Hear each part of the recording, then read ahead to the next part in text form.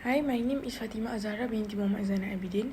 ID number SIB21070257. In this video, I'm going to elaborate on Toyota's production strategy, discuss the disadvantage of using this production strategy, and going to explain 3 production metrics applied in Toyota. And I'm going to give 3 examples on production activity that can be outsourced to logistics service provider, and I'm going to discuss 2 supply chain strategies that were implemented in Toyota.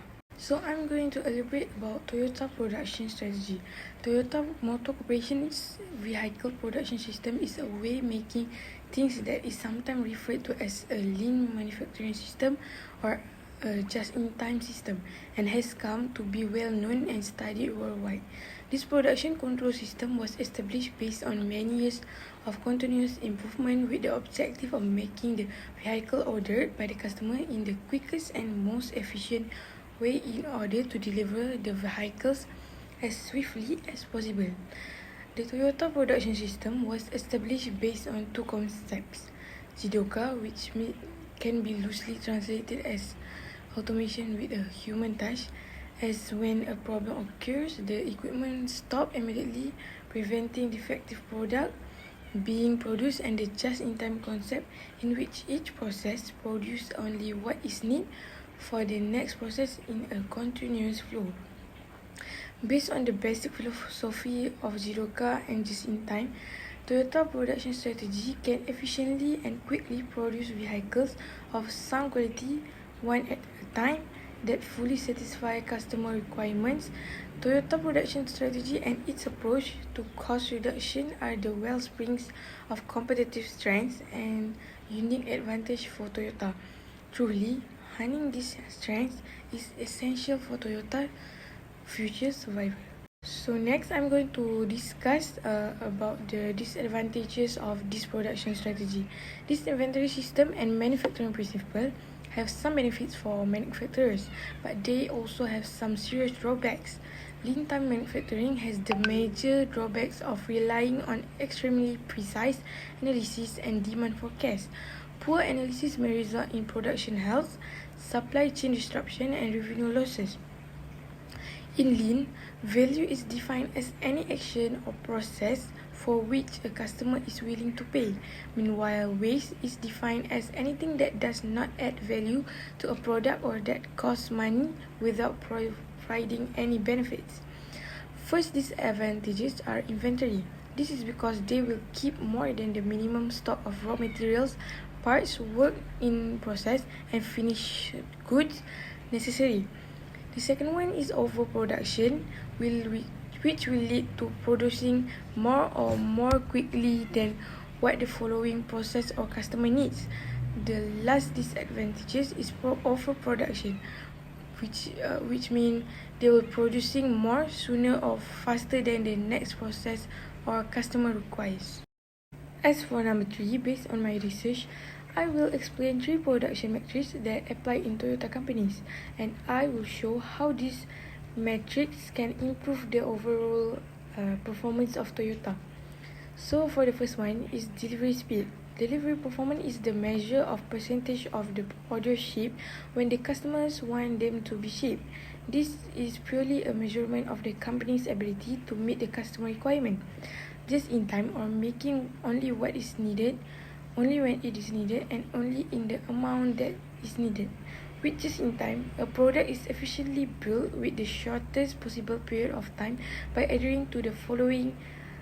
For example, when an order is received, a message to start the process must be sent to the beginning of the production line as soon as possible. The assembly line must be stocked with no or more less than the required number of all needed parts, so that any type of product available can be assembled quickly. This will improve Toyota's performance because when a brand holds a reputation for delivering products quickly, customers will trust you to deliver even the urgently needed goods. Shopper will add additional products to their carts knowing that you will deliver them on time. This will increase the average order for Toyotas. So for the second one is quality. Although there are various definitions of quality, it should be measured from the point of view of the customer. Customer returns, when the customer returns a product back to the manufacturing company, are a good basis for this requirement. True to the principle of Kaizen, Toyota are always looking at how they can make improvement. This is so Toyota can be sure of delivering the best quality products and services to the customers. Through the Toyota transition to a mobility company, they remain true to Toyota quality heritage and pursue the same level of quality in everything they do, from how they interact with their customer in this ever-changing digital world to achieving carbon neutrality. This will make Toyota gain their customer trust, and the customer will be loyal to the company, which will increase the Toyota company profit. For the last one is safety. Manufacturing company must continuously monitor and improve its safety standard. So for Toyota, automation with a human touch or automation, it refers to providing machine and operators the ability to detect when an abnormal situation has occurred and immediately stop to work to institute countermeasures. Adapting to JDK enables work to be more efficient because operators are free to do work that creates value rather than keep watch at machine to prevent defects. The concept of Jidoka was developed when Sakicho Toyoda, founder of the Toyota Group, invented an automatic loom that would stop automatically when a chip broke, quickly eject near empty shuttles, and insert a new one at just the right moment.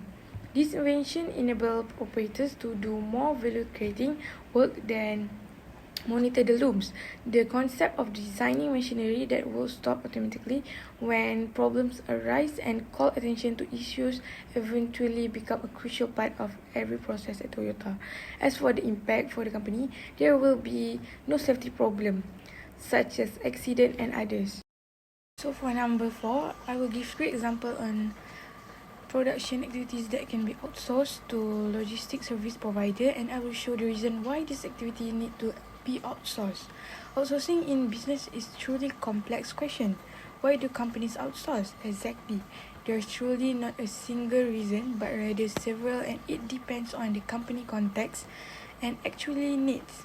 Let us remember that outsourcing is when a company hires external help, but the reason may and will vary. First example is Google started as a simple search engine but has become a massive organization offering hardware and software services in addition to its advertising services with employees distributed around the world. Today, Google is almost a proverb for the internet itself, and its name has become a verb used by everyone when talking about searching online. Google is a technology company that is its strength and the heart of its business. They are one of the major companies that outsource and have been outsourcing non-core function like admin and IT work for years.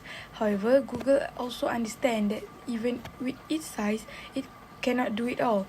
To that end, they have also been outsourcing development work, email support for products like AdWords and more. Google is expanding this even further, and in addition to email support, also offering phone support with staff around the world. These individuals are seamlessly blended into their in-house support team, providing clients with improved response times at a reasonable cost. All these make Google a perfect outsourcing example to illustrate the reason for outsourcing. Reason for outsourcing is to assessing the pool of talents and skills, solving capacity issues, improving quality, reducing costs. And for lesson to learn, Google understood that size is irrelevant when it comes to outsourcing. By understanding what work can be outsourced in-house, Google was able to maximize its budget utilization. Alibaba is another example of a company that outsources, but unlike Amazon and eBay, Alibaba is based in China, which makes the challenge of outsourcing somewhat different. In most cases, companies that outsource do so based on cost. Often this is to lower cost countries like India, China, and the Far East. However, when the company itself is based in the region, the paradigm shift. Alibaba understood that while they could keep their manufacturing and resource costs low locally, the skills they needed to grow were not available at scale in their region. Alibaba started looking for partners and outsourcers early in their development across a host of different projects and found many of the skills they needed in the US. By outsourcing web development to the US, the size flourished and grew at an astronomical pace. Reason for Alibaba to outsourcing is to assessing the pool of talents and skill, improving quality, greater focus on core business. Lesson to learn. The main point to pick up on here is that you need to understand your requirement. By knowing what skills were lacking in their region, Alibaba was quickly able to find resources elsewhere, able to accomplish their tasks that they needed to get done. Last one, based on my research, Skype was a precursor and leader in the online video field, with software client that work across smartphone and PCs. Almost everyone has known what Skype is. Skype, like WhatsApp, realized that product development was not the key to success. Instead, Skype needed to find the right talent and skills at a cost of point that made sense, so they could continue to develop the software while keeping costs low. Skype is another major company that outsources, and they picked Estonia as a source of talent and brought on several developers to work on product. As time progressed and these developers demonstrated success, Skype brought them in as partner, further cementing their relationship. The strategy worked for Skype as Microsoft bought them for $8.5 billion in 2011. Reason for this outsourcing is for reducing costs, solving capacity issues, assessing the pool of talents and skill. Lesson to learn. Skype demonstrate a similar experience to WhatsApp example, with focus on finding talent globally. For the last question, I will discuss two supply chain strategies that were implemented in Toyota. Time-based strategy was implemented in Toyota, focused on performing the logistic activity faster and more consistently. Cycle time, the time it takes from getting customers' order to preparing and shipping it out to the customer, is one of the main areas of focus in time-based strategy. The objective is to reduce cycle time by using faster and more efficient form of order transmission. For example, electronic data interchange or the internet to process orders from the customer. Other time reduction logistic initiative could include just-in-time pull approach. Manufacturing only when order has been received requires faster manufacturing. Product tracking and barcoding. A successful time-based strategy benefits the Toyota company by improving their cash flow, reducing costs, and enhancing customer service. Next one is technology-based strategy. As I have talked in previous slide, Toyota used so many high technology on its product and also on how they deliver the products to customers. So there have been significant development and utilization of information technology in the past decade. One of the most prevalent and progressive is the internet and web-based logistic technologies, such as online transportation management, customer relationship management, shipment tracking and tracing, and order management software. Technology-based strategy focus on utilizing these information technologies for more efficient and effective logistic processes. The usage of this technology will facilitate seamless connectivity of supply chain members and provides complete visibility of product movement in Toyota's supply chain. It also enables information to be disseminated more accurately and in real time to supply the chain members. That's all from me. Thank you.